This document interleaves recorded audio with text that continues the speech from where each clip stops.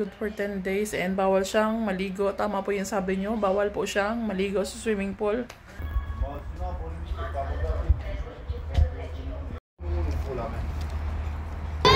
Haba ng trend, guys.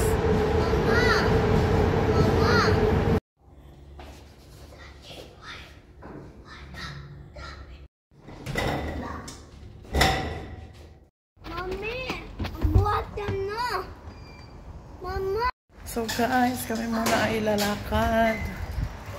Nagpahinga lang ako ng konti. Ugora kami. Sobrang laki ng aso. Ang laki ng aso. Oh my god, it's so big. Ang laki. Ang laki. So guys, papunta po kami ng ano ba yun? Copland.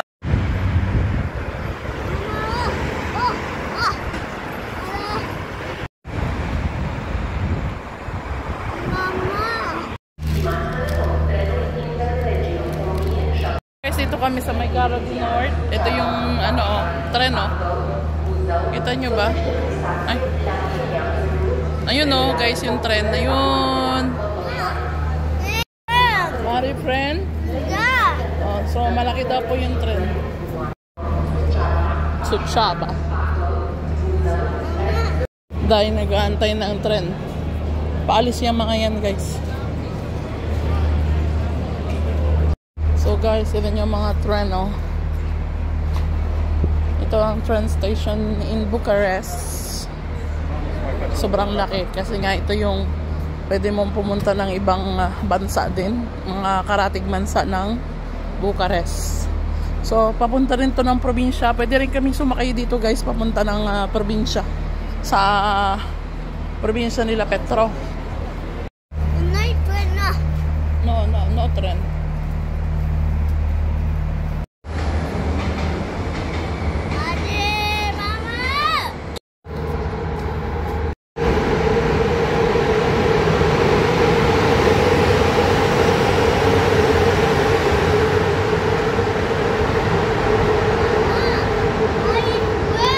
Haba ng tren guys.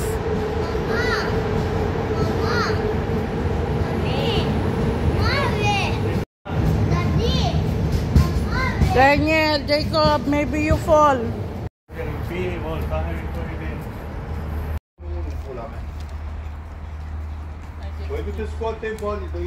Daniel and Jacob. What?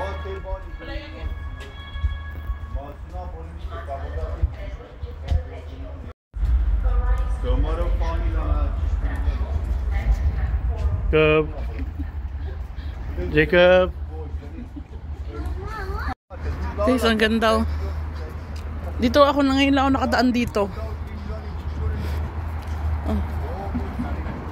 First time kong dumaan dito. Doon kami sa Copland.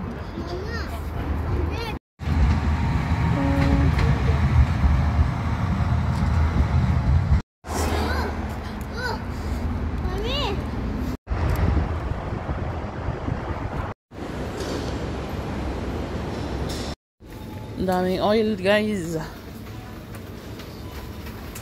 Naghanap ng mura si Mr. Petro.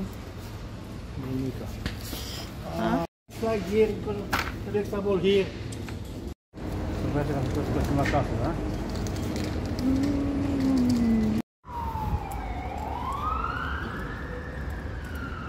So yun guys, dinala na po namin si Jacob sa doktor para po talagang ma-check yung kanyang tenga. Kasi nga po gumaling na po siya, kaya lang kanina umaga papasok sana ako, dinouble check ulit yung tenga niya at may nakita po ulit ako doon na parang pimples. So ang ginawa ko, sabi ko tara na at maghanap na tayo ng doctor hospital na pupuntahan. So guys, emergency po kami pumunta at yan, hindi kami allow pumasok. Yung dalawa lang, yung pasyente at yung guardian na pwedeng pumasok sa loob. So guys, si Pedro na lang ang pumasok kasi nga kailangan hawakan si Jacob. Good morning, na Angel. So guys, nandito po kami ngayon sa hospital. Nasa emergency kami. Gawa ng si Jacob po ay dinala na namin. Kasi nga po, di ba okay na po yung tenga niya.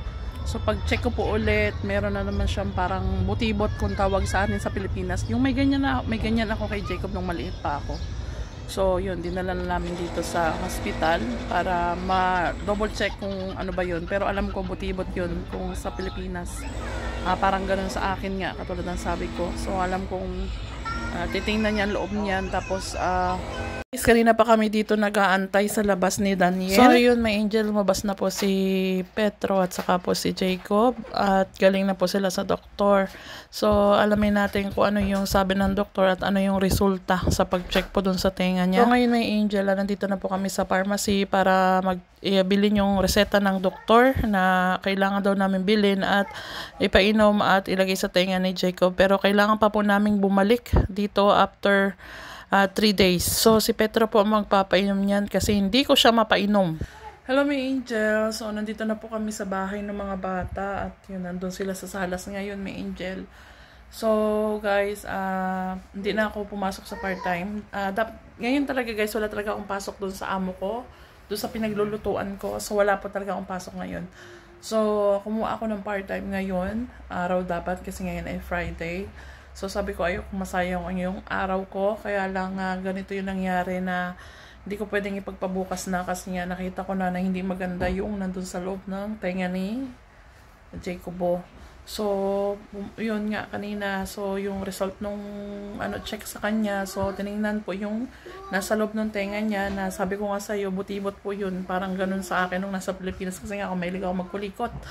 Baka po hindi napansin ng ama niya na nakakuha to ng cotton buds tapos nagkulikot sa tenga. Sabi kasi nung doktor po ay pimples po siya na nandun sa loob tapos parang nagmaga na siya. So yun, inano yung tenga niya, nilinis tapos parang may hinigop and then maraming lumabas na dugo sa tenga niya, yung alam mo parang pag may pigsa ka, parang ganun. So hindi ko naman nakita kasi nga isa lang yung pwedeng pumasok sa loob kung sino yung magbabantay at tapos yung pasyente. So yun guys, yung antibiotic ni Jacob by 10 days, good for 10 days and bawal siyang maligo. Tama po yung sabi nyo, bawal po siyang maligo sa swimming pool. So hanggang hindi siya clear at hindi magaling yung tenga niya. Tapos babalik doon after 3 days. So sa Monday babalik doon para i-check ulit at linisin ulit nung doktor. Kasi talaga nung may nilagay pong parang vacuum, tumulo daw po talaga yung mga dugo-dugo dun sa loob. Kasi pag talagang nililinis ko yung tenga niya, hindi mo talaga basta magalaw yan. Pero these days kasi nung nakaraan, umanda na po yung tenga niya, hindi na po nagmaga, kaya lang kanina talagang umaga guys, parang natakot ako sa ko, hala.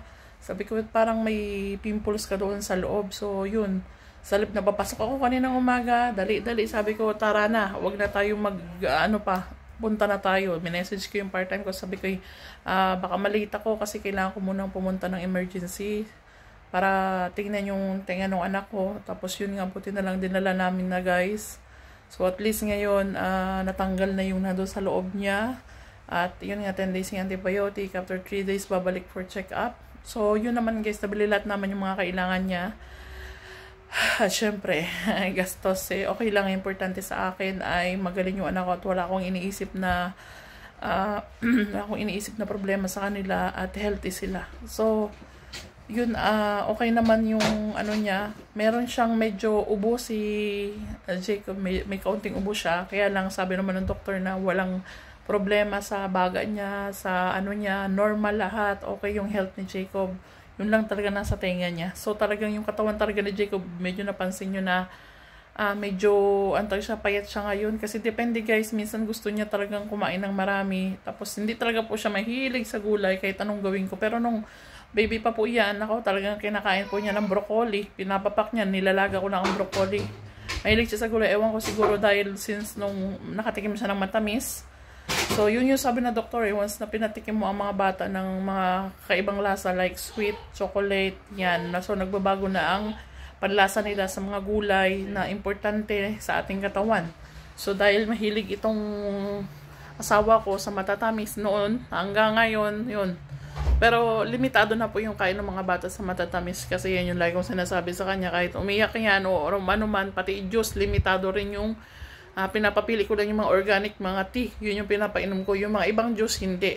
So, yun, sabi ko, kung ayaw mo makinig sa akin, in the future, sabi ko, hindi ikaw yung magkakaproblema, kundi yung mga bata, yung katawan nila. So yun guys, nag-message na ako dun sa trabaho ko ngayon na sabi ko yung mama, sabi ko sobrang late na, anong oras na, papunta pa ako ng Tunare, sobrang layo nun.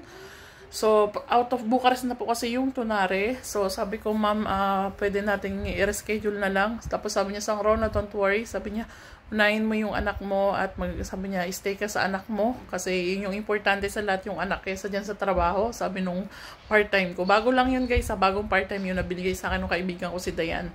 So sabi ko okay, kasi nga yung nakaraang week guys, yung dapat papasok ako sa kanya, yung anak naman niya ay na-ospital. So ngayon, ako naman ang papasok kanina, dinala naman namin sa emergency si Jacob. So yun, all in all, thanks God kasi nga tapos na yung sa tenga ni Jacob at least maginhawa na ang pakiramdam ng bata. So ayun guys, hanggang dito na lang and maraming salamat pala may Angel sa lahat ng mga comment nyo, basta sa lahat guys, lumaki yung views natin simula nung nag-cooking vlog ako at sinasama ko kayo sa trabaho ko doon sa bago nating amo. So maraming salamat sa suporta nyo and sana gayahin nyo guys yung mga simpleng luto ko. Pwede nyo gayahin yan. Sundan nyo lang yung mga sinasabi ko. Hindi kasi ako guys mahilig magsulat ng mga recipe guys kasi yung iba iniisip ko lang yan. Yung iba naman talagang alam ko kasi natutunan ko po yun sa Middle East.